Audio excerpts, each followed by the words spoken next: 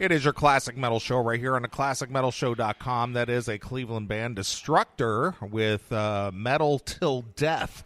How evil. That's what we're doing here today. It's Metal Saturday here at the 78th Street Studio for the reigning rock 50 years of rock photography. That's right. And you got to see this place. Tons and tons of pictures. Our good friend Joe Cleon and Anastasia was kind enough to invite us to come down here and do this broadcast from their palatial studio. Yeah.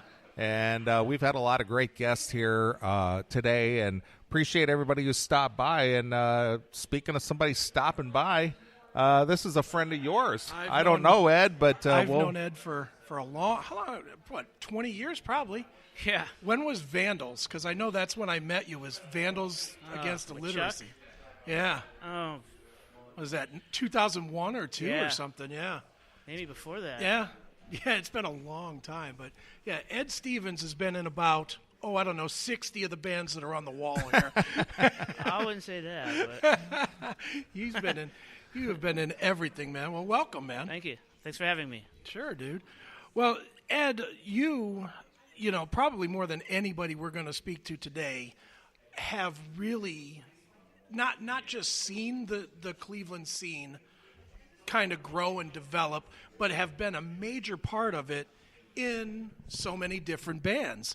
And I mean, for you as a performer, what have you seen that that has changed and developed? Because you've been, you've not only been in different bands, but different stylistic bands, to where you've been able to experience, power metal and, whatever we're calling ringworm, Right. You've seen so much of it. What have you seen, that has changed and developed in the Cleveland scene? Just a lot of different bands, I guess. I don't know. When it first started, I was not even part of the scene when, obviously when it first started, the Cleveland scene. I was just like a little kid listening to Bill Peters and shit. And, Sure. And so there was like Purgatory and Destructor, Shock Paris. Right. And that.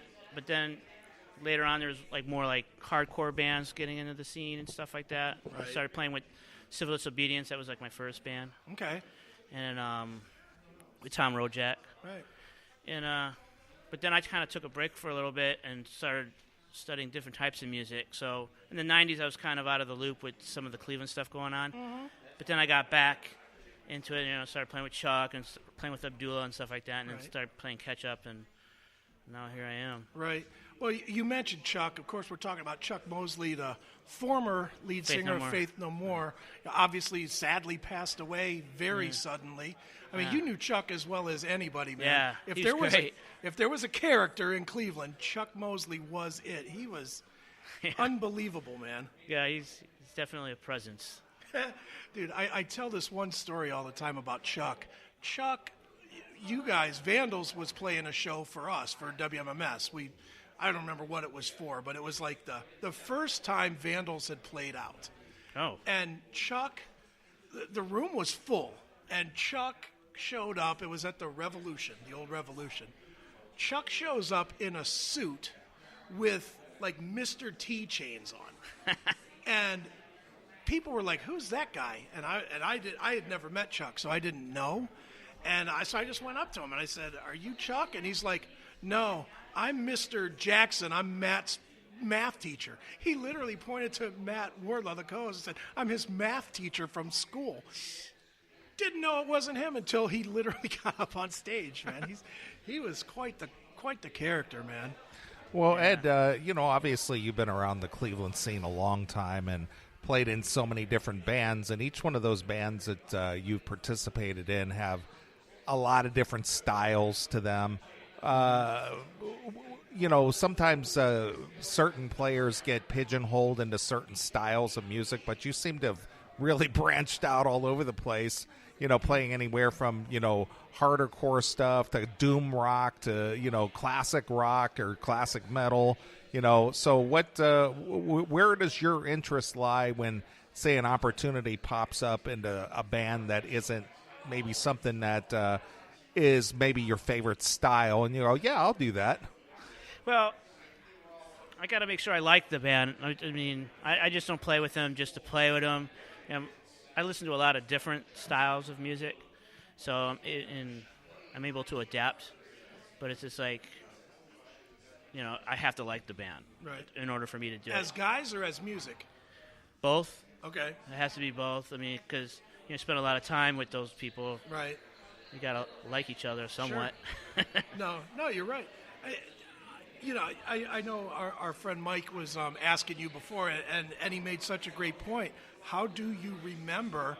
I mean, how do you go from a Ringworm gig to a Maiden Voyage gig and not be like, I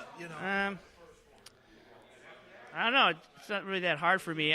It's not really a memory thing. It's just it's like I got it playing in my head all the time. Right. Like if I'm playing with Ringworm, I got like that sound of that song going into my head before I even hit the notes. Right. Okay. And same with Maiden Voyage. I try not to rely too much on the memory, but it's more of just the feel, ear. Feel The feel in the ear. No doubt. Sounded weird. Dude, it's you say it so nonchalantly, like, it's just what I do, and there are a million musicians. Look, I tried to be a musician, and I really tried, and failed as miserably as anybody could, playing 4/4 drum beats to AC/DC covers. To be able to play such different variety and at a high level. I mean, as well as anybody, you could easily pack up your shit, go to L.A., and be making a lot of money being a session guy because you've got that kind of talent, and the ability to switch from band to band like this showcases that talent. That's all I do. All I do is play music and listen to music, so that makes it easy.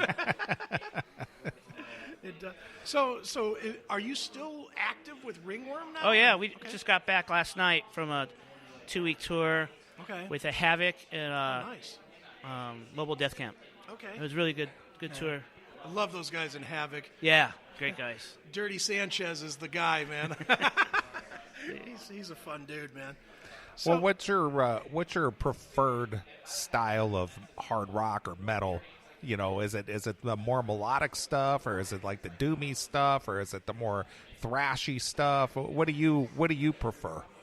Well, if you had a say, hey, I this is my favorite. I like these other things, but this is really my groove. This is what I like the most. What's probably your style? Like more of the between melodic and thrash, classic kind of stuff. Like I love Maiden, but I love Metallica, old Metallica.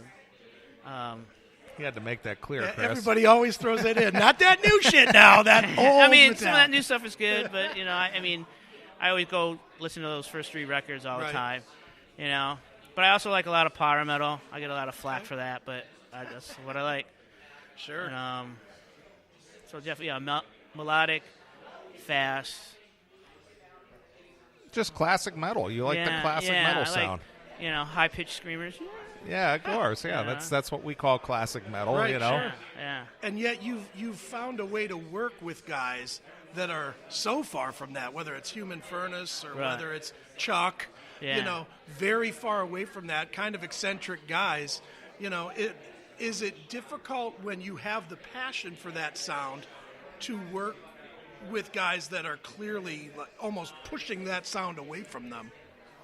No, because those guys are into some of that stuff too. Okay. So it's not like I'm in some kind of Alien or something like that, but it's I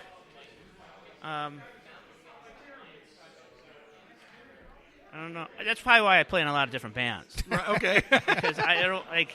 I have to, if I'm not getting it here, I want to try to get it here, or get us from here, And as long as it's not, as long as I can keep 100% going to each of those bands, then it's fine. Okay. When it starts to, then I'll trim down trim fat. down the list. Yeah. Well, Chris brought up a good point about guys who are talented and their ability to be almost chameleon-like to change, different things.